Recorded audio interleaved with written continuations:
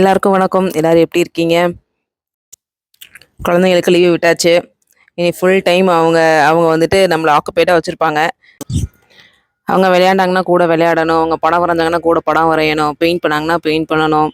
அந்த வகையில் எங்கள் 2 பேருக்குமே பிடிச்சது பெயிண்ட் பண்ணுறது. ஸோ நாங்கள் 2 பேரும் அதை எடுத்துக்கிட்டோம். சும்மா சாதாரணமாக விளையாட்டு தான் பெயிண்ட் பண்ணோம். எப்படி இருக்குன்னு பாருங்கள். பாப்பா தான் பெயிண்ட் பண்ணாங்க.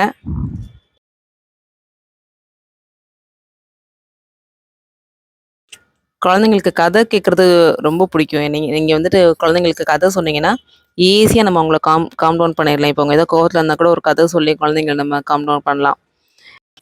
இப்போ குழந்தைங்க வந்து எதையாவது கேட்டு அடம் பிடிக்கிறாங்க, அழுகுறாங்க அப்படின்னா ஏதாவது ஒரு கதை சொல்லி நம்ம வந்து அவங்கள திசை திருப்புவோம். எல்லாருமே வீட்டில் பண்ணியிருப்போம்.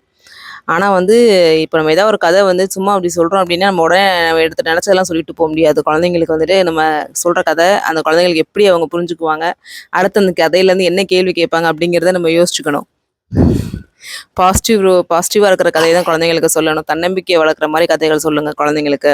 இந்த லீவில் நல்லபடியாக குழந்தைங்களோட என்ஜாய் பண்ணுங்கள். அவங்க கூட டைம் ஸ்பெண்ட் பண்ணுங்கள். அப்போ தான் அவங்களும் ஹாப்பியாக இருப்பாங்க. இந்த பலூன் ப்ராஜெக்ட் என் பாப்பாவோட ஐடியா தான். இப்போ அவங்களே சொல்லுவாங்க எப்படி பண்ணுறதுன்னு சொல்லிட்டு. கொஞ்சம் கேளுங்க. வணக்கம், எல்லாரும் எப்படி இருக்கீங்க?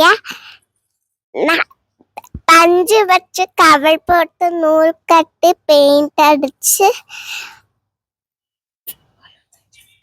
பேலன்ஸ் செஞ்சோம்.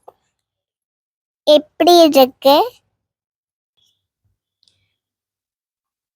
எங்கள் பாப்பா தான் இந்த பலூன் செய்யணும், இப்படி செய்வோம்னு சொல்லிட்டு அவங்க தான் சொன்னாங்க. அவங்க சொன்னதை வச்சு தான் செஞ்சேன்.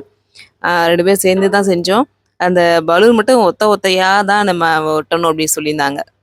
அதனால் ஒத்தையாக அவங்க இஷ்டப்படி ஒட்டியாச்சு அழகா. அவங்க தான் ஒட்டினாங்க. எப்படி இருக்கு? இப்போ வந்து இந்த ரெயின்போ கலர் கொடுக்கணும்னு சொன்னாங்க. நாங்கள் பேஸ்டல் கலர்ஸ் கொடுத்தோம் 2 பேரும் சேர்ந்து.